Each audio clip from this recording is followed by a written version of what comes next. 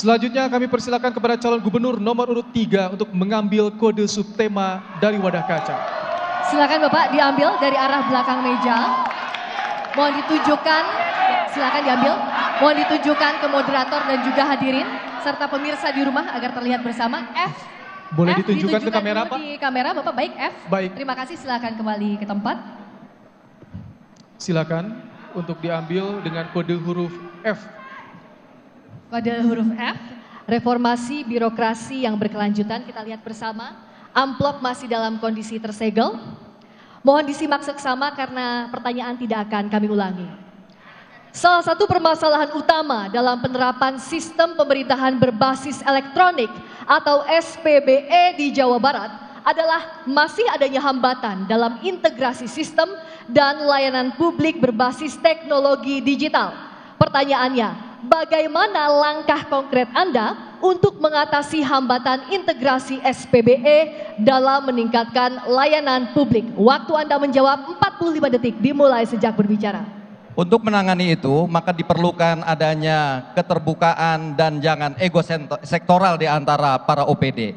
Itulah ketika kemudian dibuat sistem yang terintegrasi, insya Allah ini akan bisa lebih mudah untuk dilakukan. Kenapa muncul ego sektoral? Karena berbagai hal yang diantaranya adalah merasa bahwa data itu milik dirinya sehingga tidak boleh di-share kepada yang lain. Untuk itulah program unggulan yang harus terkait dengan ini, pertama, melakukan integrasi sistem dari berbagai OPD yang terkait dengan itu, dan kemudian melakukan political will untuk melakukan integrasi sistem dengan sebaik-baiknya. Terima kasih. Baik. Selanjutnya saya beri kesempatan untuk Cagup nomor urut 4 memberikan tanggapan jawaban dari Cagup nomor urut 3. Durasi Anda 45 detik. Problem kita menganggap bahwa persoalan jaringan pemerintahan yang berbasis elektronik dianggap sebuah proyek, bukan sebuah tujuan. Karena sebuah proyek, maka setiap lembaga membuat proyeknya sendiri-sendiri. Karena mereka bekerja sama dengan pihak lain. Untuk itu diperlukan satu lembaga, Kominfo, yang mengintegrasikan seluruh kelembagaan tidak menggarap proyeknya masing-masing. Ini adalah bagian untuk efisiensi pengelolaan aspek-aspek yang bersifat digital. Kemudian yang berikutnya adalah pemerintah Provinsi Jawa Barat menyiapkan tenaga teknis yang berasal dari internal pemerintah provinsi yang mengambil dari tenaga ahli yang diperuntukkan agar ke depan kita tidak tergantung pada pihak lain. Baik Bapak, terima kasih, waktu Anda sendiri. sudah habis Bapak. Selanjutnya saya beri kesempatan untuk Cagup nomor urut 1 menanggapi Cagup nomor urut 3. Durasi Anda 45 detik. Silakan. Dalam pembangunan reformasi yang berkelanjutan yang terkait dengan reformasi birokrasi, ini diperlukan adanya pertama digitalisasi layanan publik, yang kedua evaluasi kinerja berbasis hasil, yang ketiga penguatan sistem pengaduan publik, yang keempat meritokrasi untuk ASN, yang kelima pelatihan dan sertifikasi ASN. Dengan demikian ini akan bisa mewujudkan birokrasi Jawa Barat yang profesional, efisien, dan betul-betul berfokus pada pelayanan publik. Cukup Bapak? Cukup. Baik, terima kasih. Kita atur ulang waktunya. Baik, berikutnya kami beri kesempatan Cagup nomor urut 2 untuk menanggapi jawaban calon gubernur nomor urut 3 dengan waktu 45 detik dimulai sejak berbicara. Kunci dari semua persoalan, kunci dari semua menyelesaikan masalah ada terletak pada leadership kepemimpinan itu sendiri. Kalau will pemimpin itu ada kemauan yang jelas bagaimana pelayanan publik ini lebih baik, maka tentu konsep sistem ini akan berjalan. Sehebat apapun sistem yang kita buat, tanpa leadership yang baik, tanpa kepemimpinan yang kuat dan tegas, saya kira semuanya akan hanya kita berlama-lama dalam teori, berlama-lama dalam perdebatan, tidak menyelesaikan masalah. Kuncinya di leadership kepemimpinan itu sendiri, hadirin sekalian. Terima kasih. Baik, masih ada sisa waktu Pak? Baik. Selanjutnya saya beri kesempatan untuk Cagup nomor urut 3 menanggapi kembali jawaban dari seluruh Cagup. Waktu Anda 45 detik dimulai saat berbicara, silakan. Terima kasih atas segala masukannya. Tapi menurut pandangan kami bahwa kunci penyelesaian integrasi sistem keseluruhan itu terletak pada political will kepala daerah. Sehebat apapun sebuah OPD, termasuk diantaranya Kominfo, tetapi tanpa adanya political will dan keinginan dari pemerintah kepala daerah, maka akan sangat sulit untuk bisa mengintegrasikan sistem. Itulah sebabnya insya Allah pasangan ASIH, karena bukan hanya sekedar saya, tapi di belakang saya ini ada yang ahli dalam masalah integrasi sistem. Sehingga mudah-mudahan insya Allah kita bisa menjamin integrasi sistem di Jawa Barat lebih baik lagi. Oleh karena itu pilih nomor 3. Baik, terima kasih.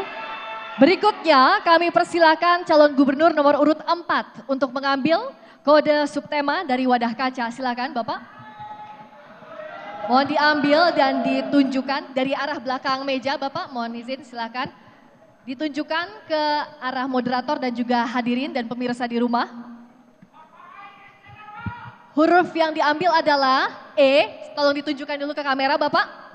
Baik, kode E, silakan disimpan di wadah kosong, silakan kembali ke tempat. Baik, moderator akan mengambil dengan kode huruf E. Ini dia. Baik, kode huruf E adalah pengembangan talenta digital. Amplopnya masih tersegel dengan baik. Mohon diperhatikan dengan seksama karena pertanyaan tidak akan kami ulangi. Studi Kementerian Komunikasi dan Informatika tahun 2024, kebutuhan talenta digital secara nasional tahun 2030 sekitar 9 juta orang atau 500.000 orang per tahun. Provinsi Jawa Barat diharapkan dapat berkontribusi untuk pembangunan nasional melalui peningkatan talenta digital. Pertanyaannya, bagaimana program Anda untuk mengatasi kesenjangan antara permintaan dan ketersediaan talenta digital di Jawa Barat? Waktu Anda menjawab 45 detik dimulai sejak berbicara. Seiring dengan perkembangan waktu, sesungguhnya banyak masyarakat kita hari ini yang memiliki talent di bidang digital. Talent itu ada yang mereka berpendidikan melalui proses pendidikan yang mereka tekuni melalui jenjang pendidikan formal, maupun talent yang terlahir karena bakat alamiah. Untuk itu ruang publiknya harus didorong dengan baik dan diarahkan pada hal-hal yang produktif. Lembaga-lembaga pendidikan, baik pendidikan menengah, pendidikan tinggi, harus dimasukkan kurikulum talent digital dalam pelaksanaan kegiatan pembelajaran di sekolah. Karena talent digital bukan hanya pada aspek yang bersifat orang menekuni di bidang digital saja, tetapi sudah menyangkut aspek seluruh kehidupan masyarakat hari ini. Ada perdagangan digital, arsitektur digital, pertanian yang bisa. Baik Bapak, waktu Anda sudah habis. Selanjutnya saya beri kesempatan untuk Cagup nomor urut 1 menanggapi jawaban Cagup nomor urut 4. Durasi 45 detik, dimulai saat Anda berbicara, silakan. Dalam pembangunan pengembangan digital talent, kita menawarkan adanya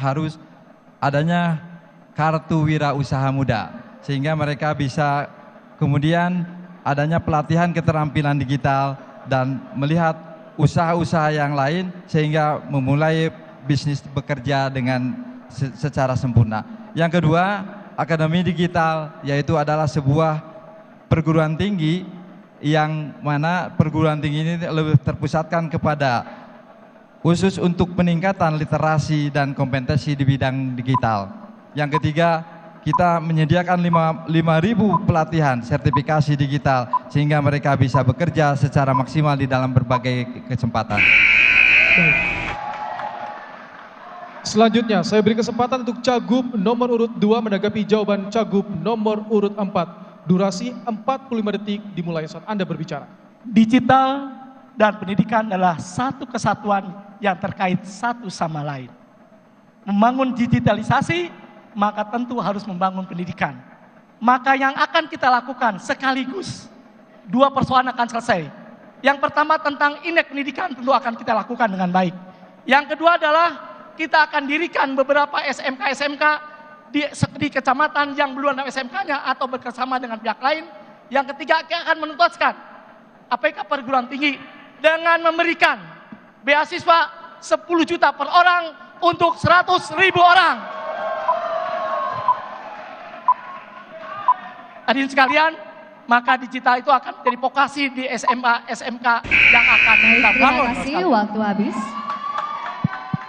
Berikutnya, kesempatan calon gubernur nomor urut 3 menanggapi jawaban cagup nomor urut 4 dengan waktu 45 detik dimulai sejak berbicara. Hari ini kita tidak bisa memungkiri sudah masuk kepada era digital. Anak-anak kita semua sudah pegang gadget. Namun oleh karena itu kami berharap akan 3 program yang kami akan lakukan. Pertama adalah melakukan pelatihan kepada anak-anak sehingga mereka melek digital dan mampu memanfaatkan HP-HP mereka untuk hal-hal yang produktif, bukan hanya untuk mengeluarkan pulsa dan kuota. Yang kedua, kami juga akan melaksanakan internet gratis di rumah ibadah. Kenapa? Agar lebih mudah memonitoring dari berbagai penyimpangan-penyimpangan. Dan yang ketiga, kami akan melakukan co-working space di berbagai kecamatan sehingga ini menjadi ajang bagi anak-anak muda untuk berkreasi. Baik Bapak, terima kasih, waktu Anda sudah habis. Selanjutnya, kesempatan untuk cagup nomor urut 4 menanggapi kembali jawaban dari seluruh cagup. Waktu Anda 45 detik. Kami persilakan. Talent digital akan menjadi problem manakala kita tidak memiliki produksi. Maka solusi yang ditawarkan oleh pasangan dermawan adalah membangun talent digital diintegrasikan menjadi dalam kurikulum sekolah menengah kejuruan istimewa yang akan tersebar di seluruh provinsi Jawa Barat dengan daya tampung 10.000 dalam setiap tahun. Sehingga talent digital nanti bersatu dengan program pendidikan kelautan, kehutanan, peternakan, perikanan, pertanian, dan talent ini menjadi bagian untuk mengadvokasi, memasarkan seluruh produktivitas publik Jawa Barat yang pada akhirnya kita tidak kalah oleh negara lain yang mengirim barang-barang ilegal pada kita yang disebarkan melalui media digital. Baik, terima kasih. Itu tadi akhir sesi debat antar calon gubernur. Berikan tepuk tangan yang meriah untuk seluruh calon gubernur, calon nomor urut 1, 2, 3, dan 4. Baik.